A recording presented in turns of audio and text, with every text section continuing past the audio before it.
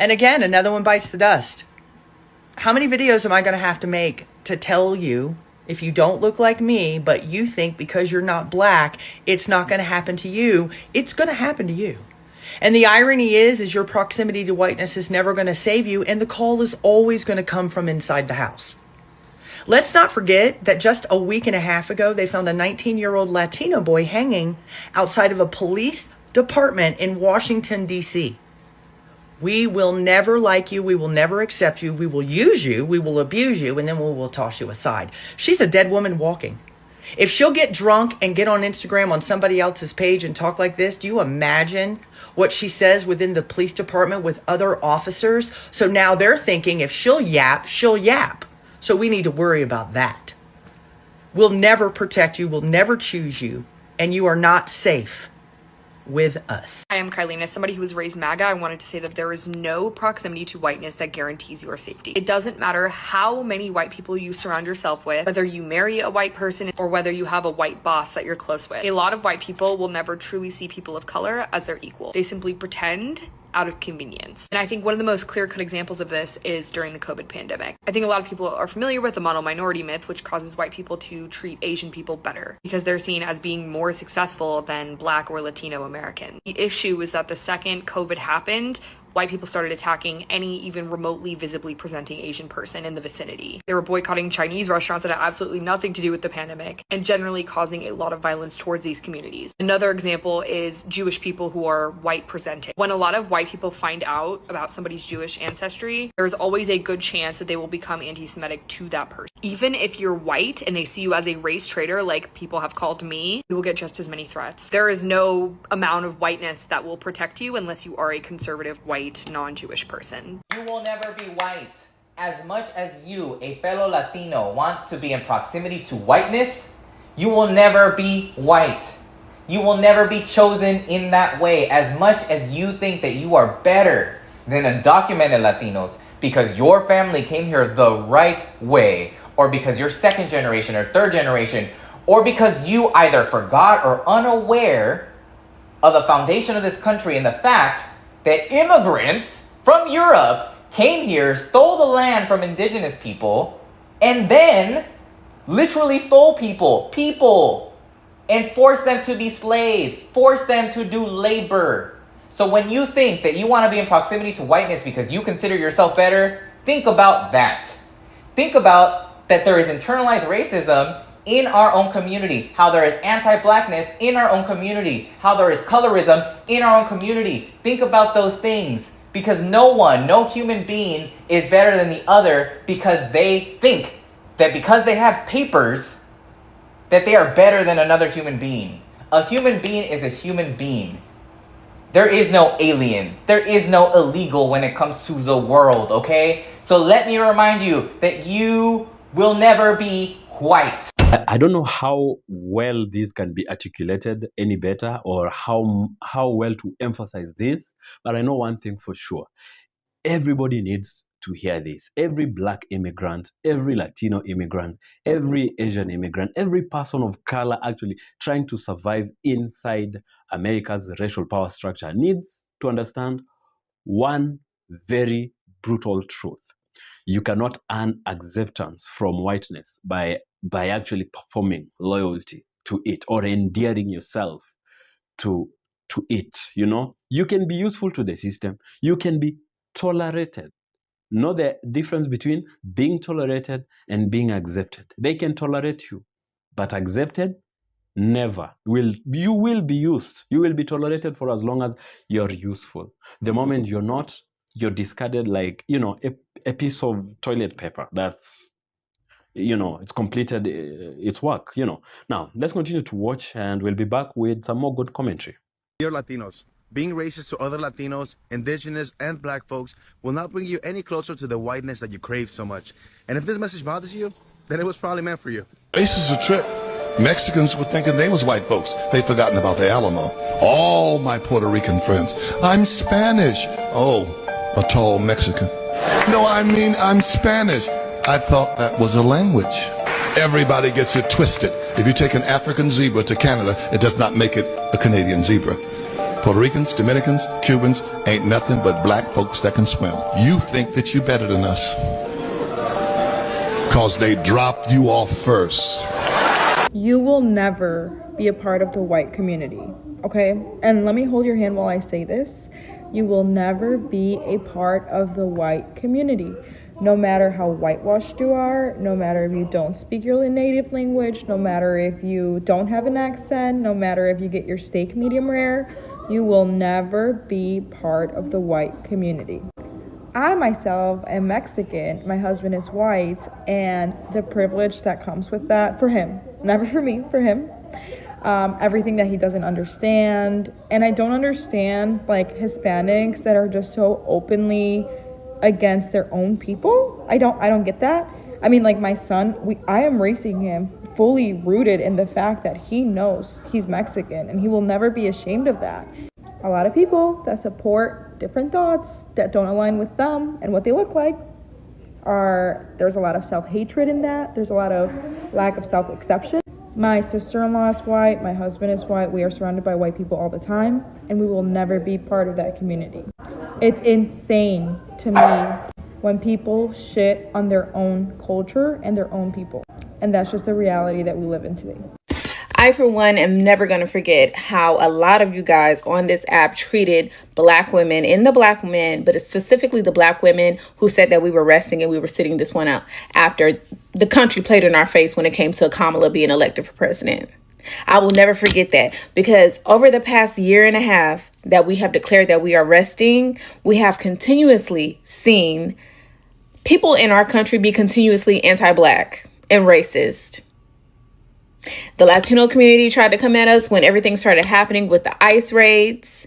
And now look, we have Latino people who are trying to fight us in the comments, fight other black people in the comments for calling out the consistent racism and anti-blackness within the Latino community on the heels of this Ashley Gonzalez video that has popped up, the sheriff from Houston that went on a racist rant. We saw how y'all played in Jasmine Crockett's face. We saw how these online white leftists acted when black people were calling out the fact that it was wrong that Mandami's wife, even though I fuck with Mandami, I like Mandami, but his wife had those anti-black and racist tweets, and how we just need to get over it. I will never forget how y'all acted with us when we said, you know what, we're going to take a rest. And even some other black creators on this app, some who I really enjoy their social and political commentary. And, you know, some were giving us grace and they understood and they were trying to talk about the nuance and the bigger picture of everything and how we shouldn't rest. I get that. But some of y'all were being very disrespectful.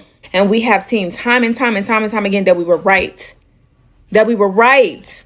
These people are in the comments of black creators who are from Texas or from LA or from Arizona, 3 places which I have lived in, all 3 places. I live in LA now, and talked about their experience with anti-blackness and racism from the Latino community. Latino people are in the comments right now telling black people that they shouldn't say that. Don't generalize us all. But y'all are under the comments of black people, but not under the comments of the Latino people who are agreeing with Ashley Gonzalez. They're in the comments in the videos that you're commenting under. There are Latino people saying, oh, I agree with her, but you're not going back and forth with them. You're going back and forth with the creator or the other black people in the comments.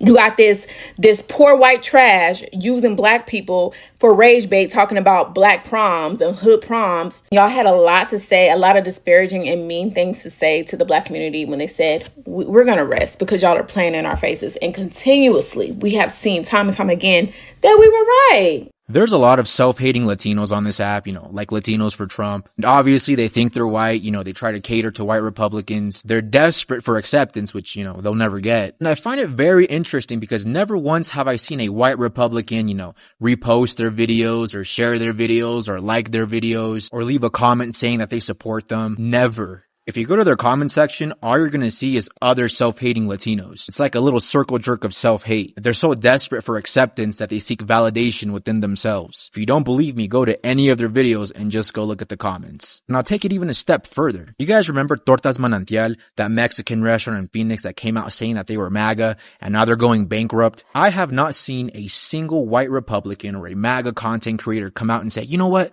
let's go support Tortas Manantial. Let's go take them out of bankruptcy. Not one. Tortas Manantial is pro-MAGA, but MAGA is not pro-Tortas Manantial. I just find it very interesting how the people that they're so desperate to be accepted by do not care about them at all. It's such a bizarre inferiority complex, almost like Stockholm Syndrome. But there you have it, guys. I have not seen a single white Republican support any of these Latinos for Trump. But anyways, let me know what you guys think. Racism is deeply rooted in Hispanic culture, and here's why. It's very interesting how Hispanic cultures will assimilate to white culture so that they can be accepted by the white man. It's very interesting. In Hispanic culture, it is obviously more favorable to be light-skinned and or white, and a lot of that plays into every aspect of your life, romantically, platonically, etc. And whenever I speak to a Hispanic individual and I tell them I'm Puerto Rican, it's fine up until I say that I'm also black, and then all of a sudden they're not interested. That internalized racism is showing, babe. And trust me, you are far from the white man. Far from it. I don't even think a white man sees you as white, babe. And for people who are like, oh, it's a preference, I didn't know someone's skin color was a fucking preference. That's not a fucking preference, that's fucking racism. Hello. Hey there, I'm Ray, and I have an opinion. Have a seat.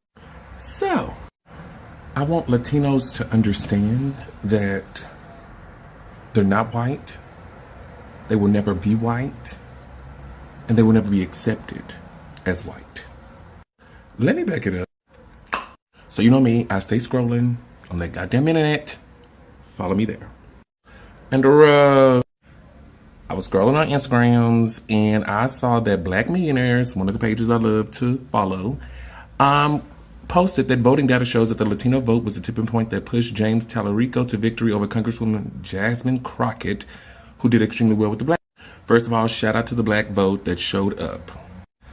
But I don't know, when will Latinos get it? They don't like you. Nothing against James, but Jasmine would have fought for y'all too. You have an opinion, leave a comment. This is why we as Latinas or Latinos can't support each other, because we're starting to drink the Kool-Aid of white supremacy, capitalism, and colonialism, because this is giving intolerance. This is giving eugenics, and this is the worst one because it gives everything at the same time. It gives capitalism, it gives American exceptionalism, it gives, I don't know anything about economics, systemic discrimination, or even history.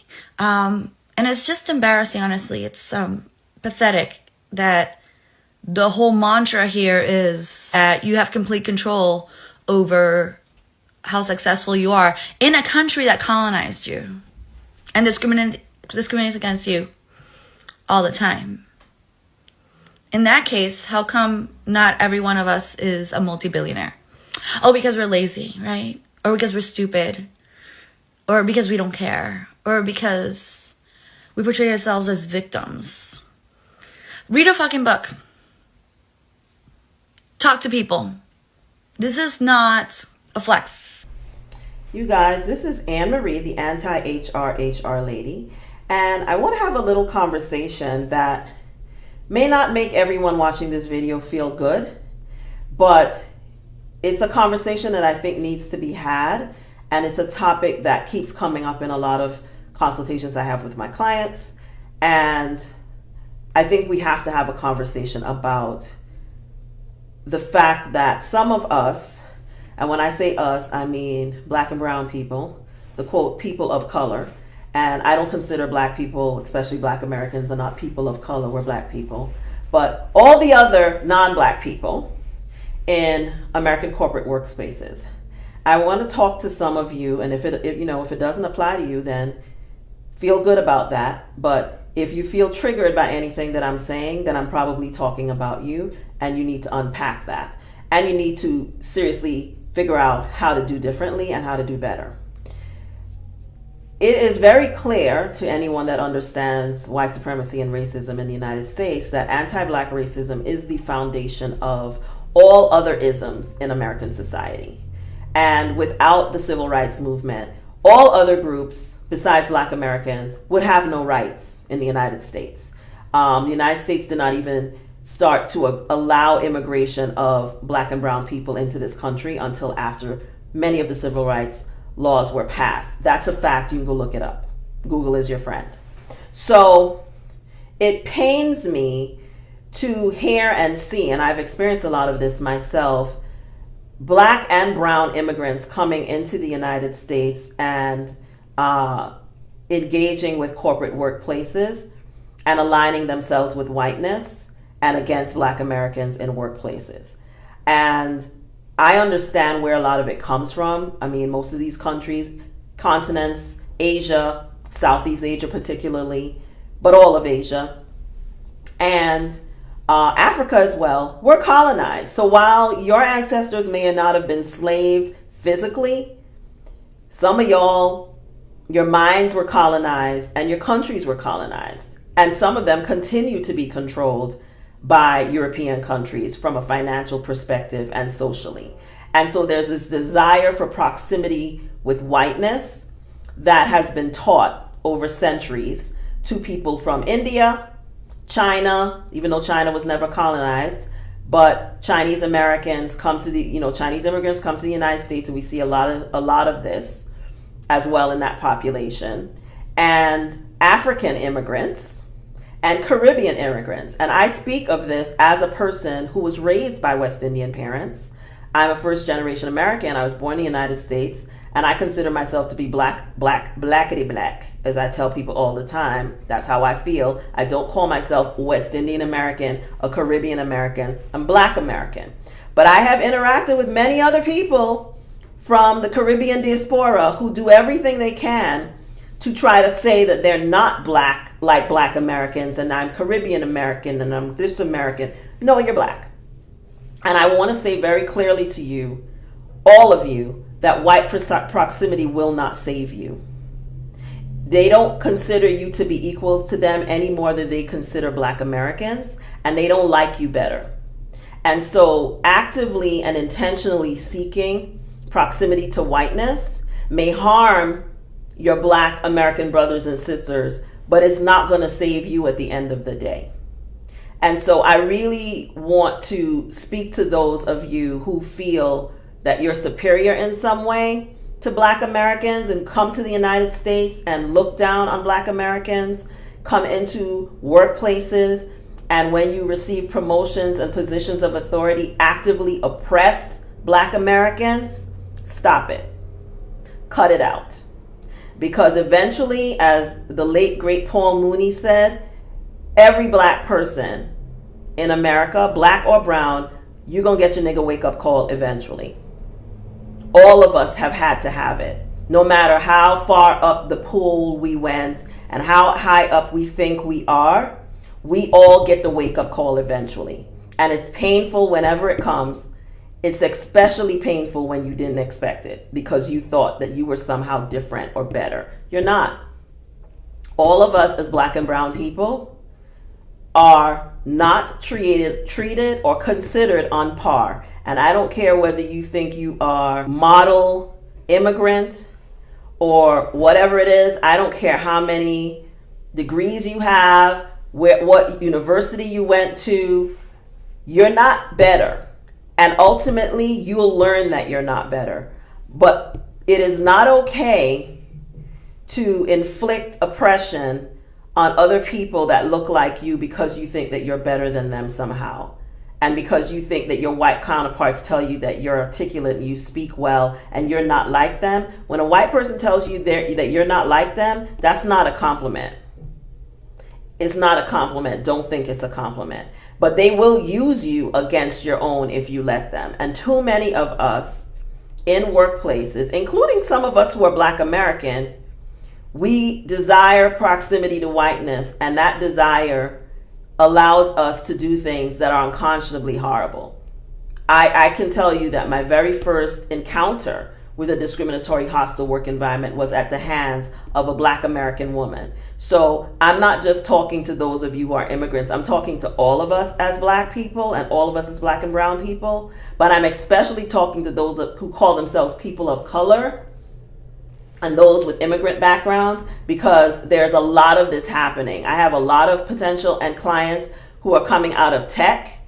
Black women in tech are catching hell, and they're usually catching hell from immigrant supervisors who are doing the dirty work for their overseers. Okay? And I really want us to recognize that this is happening in our communities and be willing to face up to it and agree to do something about it. When you catch yourself thinking that another black person is problematic and you somehow feel superior to them, you need to stop and ask yourself why and where that is coming from. If somebody is messing up at work, you should pull them to the side and try to help them to do better, rather than aligning yourself with your overseers and trying to push them out of their job. Right? There are too many who are doing that kind of thing in American workplaces, and it is very destructive. And at the end of the day, it's not going to save you. And it's not going to make them like you better. So at the end of the day, what is the point? Why? Why do it to others that are in the same group as you? And when I say that, I mean we're all ethnic minorities in the United States. And at the end of the day, that is how we are all treated. And while there might be levels to that sucker, white supremacy is white supremacy. And too many of us are doing the work where they don't even have to do it themselves anymore, because we're doing it for them.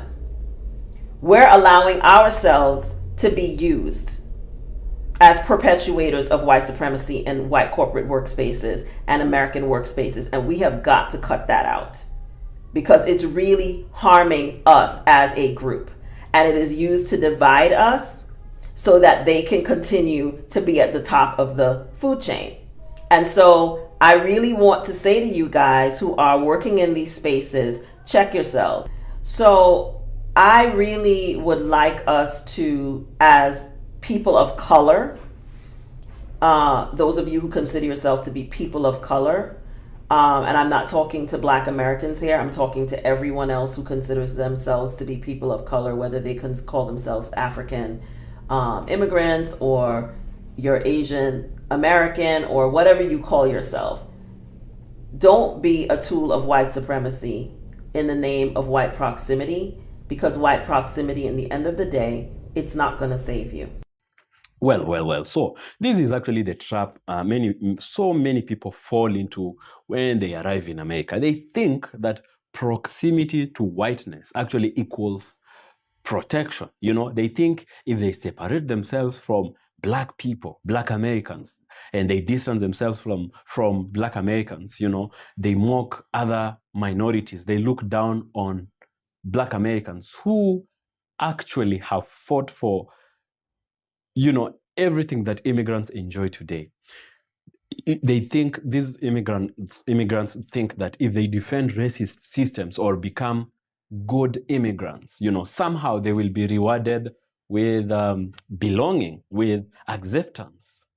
But the structure was never actually built in that system, in that design, in that way. To include you as an immigrant, as another person from elsewhere, a person of color. No, it was built to actually use, not just use, actually exploit you, And the moment you stop being useful, the moment, the political climate begins to change, the moment fear needs a new target, you suddenly discover that the door was actually never really opened for you in the first place.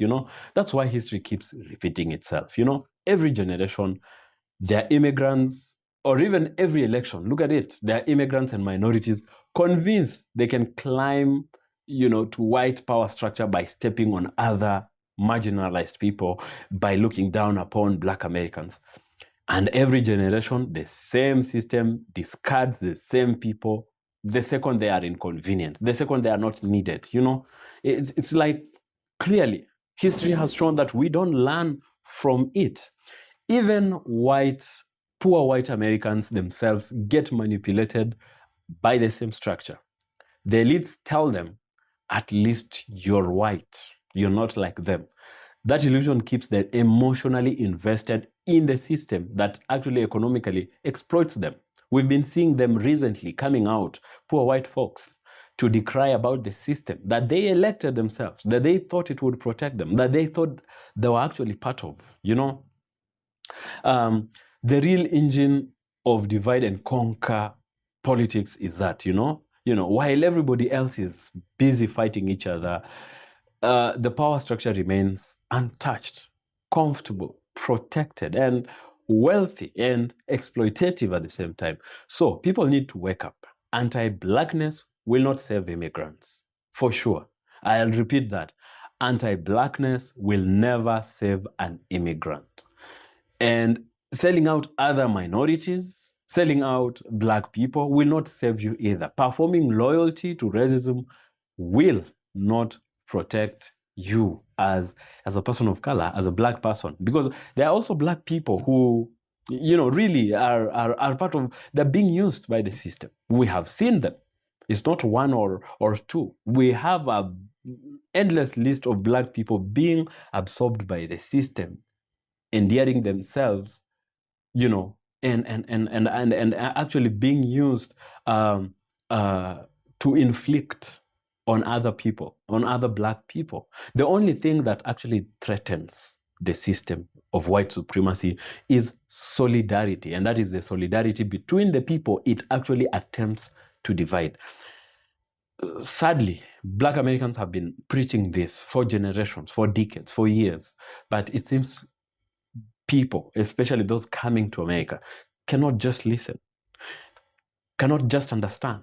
And these are the people who are the foundation of modern day America. They have seen how this system is exploitative, and they're trying to tell everybody, hey, we know this system. It doesn't take you. It will not accept you. A few of us have done it before, and it did not end well, but people are not listening, until people understand that the same game will keep playing over and over and over again. It's like it's like a casino that's rigged before even anybody enters, came into the room. Yeah, unfortunately, and sadly so. So unless immigrants, especially, and all immigrants really realize this is the truth with this system, we will all continue to feed into the monster, the system, by being divided, calling ourselves immigrants, black immigrants, Latino immigrants, Asian immigrants, black Americans, minorities, Native Americans, whatever those categories. But the elites on top only see one huge category of people that can be exploited, can be manipulated. Yeah, that's the sad truth. Yeah. So that's the end of this video. Let me know what you think. If you have liked the video, share your thoughts in the comment section below. Give the video a thumbs up, share it as well, and please subscribe to the channel if you haven't, if it's your first time coming across this channel, and I'll surely appreciate. So with that, I'll see you in the next video.